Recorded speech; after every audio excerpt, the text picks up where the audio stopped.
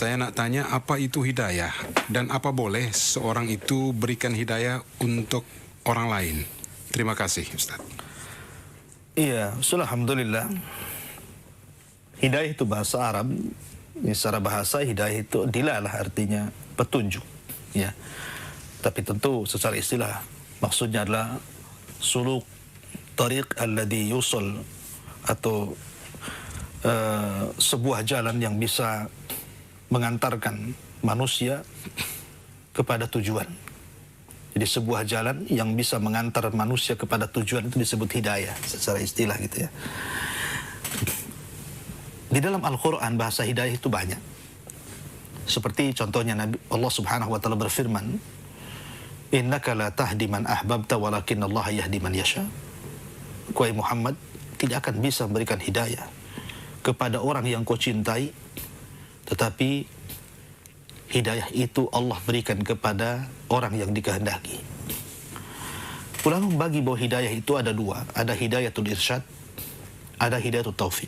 Hidayatul irsyad itu artinya menjelaskan kepada manusia yang hak dari yang batil, yang benar dari yang salah, yang taat dari maksiat.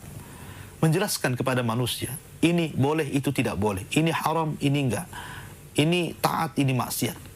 Ya, semua orang bisa. Asal dia memiliki ilmu syar'i, ya, dia bisa mengarahkan manusia. Tetapi belum tentu orang yang bisa mengarahkan manusia menyadarkan orang yang diarahkan. Jadi kita ini hanya bisa mengarahkan kepada irsyad saja, menjelaskan yang hak dari yang batil. Tapi menyadarkan orang itu disebut taufik namanya.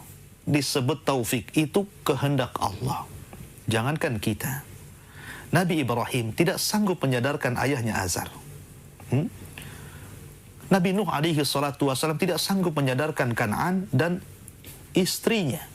Nabi Lut tidak bisa menyadarkan istrinya. Bahkan Nabi SAW juga tidak bisa menyadarkan pamannya, Abu Lahab dan juga Abu Talib. Ya.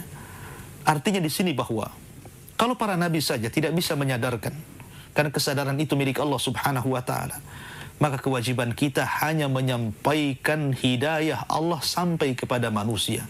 Soal dia terima atau tidak itu urusan dia. Ya, kalau pertanyaannya apakah kita bisa memberikan hidayah kepada manusia? Bisa, tapi hidayatul irsyad. Tapi hidayah taufik itu di tangan Allah Subhanahu wa ta'ala. Dan itu hanya bisa dengan kita berdoa kepada Allah. Allah melembutkan hati orang yang kita dakwahi, dan kita berupaya untuk mengajak supaya dia sadar. Pertama, serahkan urusan kepada Allah. Yang kedua, ajak supaya menjadi sebab sampainya hidayah Allah kepada mereka. Bukankah Rasul yang mengatakan kepada Ali bin Abi Thalib, "La an yahdiyaqallahu rajulan wahidan bika khairun laka min humrin na'am." Kalau engkau dengan lisanmu, hai Ali, satu orang sadar, ya satu orang sadar karena lisanmu, itu lebih baik daripada unta merah. Oleh karena itulah maka, waman ahsanu qawlan mimman da'a ilallah. Siapa lagi manusia yang lebih indah suaranya dibandingkan orang yang mengajak manusia kepada Allah. Man dalla ala khairin kafa'ilih, orang yang mengajak manusia pahalanya sama dengan orang yang melakukannya.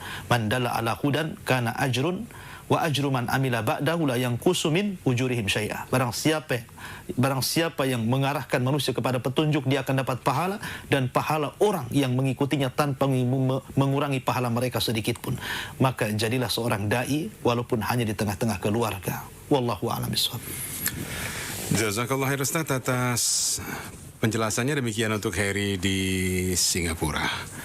Pertanyaan yang berikut dari Lili di Lampung Selatan. Assalamualaikum Ustaz. Waalaikumsalam.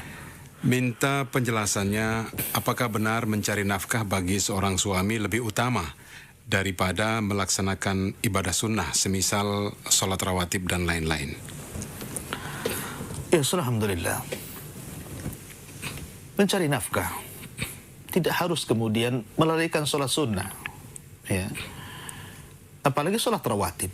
Sholat rawatib ini kan sholat yang berturut-turut dengan sholat wajib, yang disebut dengan ba'diyah dan qobliyah.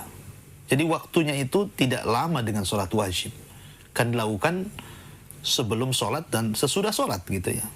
Beda dengan sholat nawafil gitu. Jadi tidak bisa kemudian terhalang dengan pekerjaan, ya, kecuali sholat-sholat sunnah yang lainnya mungkin. Tapi kalau sholat rawatib itu kan dekat dengan sholat wajib. Sebaiknya jangan sampai pekerjaan kemudian menghalangi sholat rawatib. Karena sholat rawatib penting untuk menempel hal-hal yang kurang dari sholat wajib. Ya.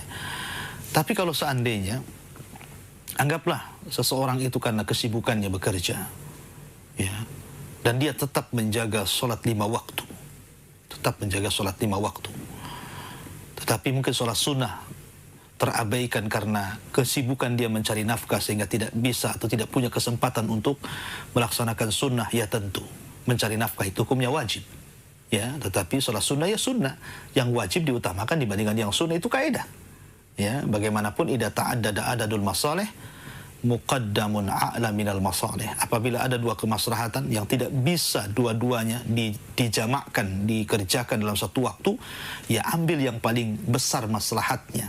Apabila ada sesuatu yang wajib dengan yang sunnah, ya tentu kita dahulukan yang wajib dibandingkan yang sunnah. Wallahu a'lam.